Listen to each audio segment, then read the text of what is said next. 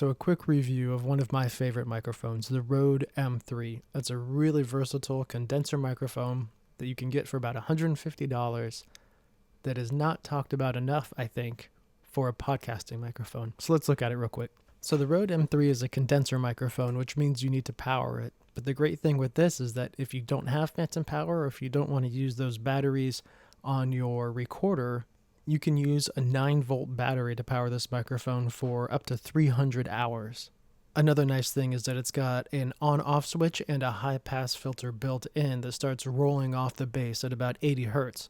That'll help with all that background rumble like the van that just drove by.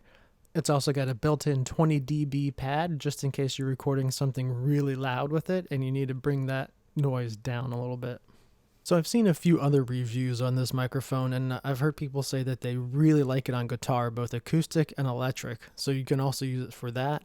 In fact, this microphone really reminds me of the Shure SM57 because it's so versatile and sounds really great. Maybe we should do a quick comparison between the two. This is what the Shure SM57 sounds like. It sounds, to my ears, pretty similar to the Rode M3.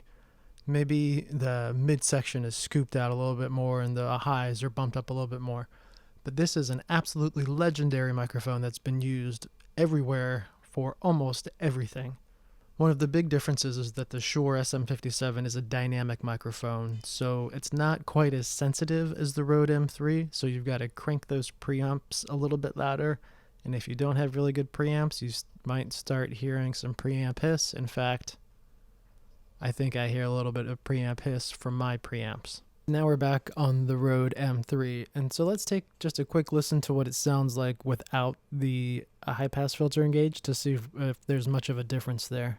So this is what it sounds like without the high-pass filter engaged, and this is what it sounds like with the high-pass filter engaged. So there you go, the Rode M3, one of my favorite microphones, and a microphone that I would definitely recommend, especially if you're getting a podcast setup going and maybe don't have the money to spend on high-end preamps, something like a Sound Devices or the higher-end Zoom series.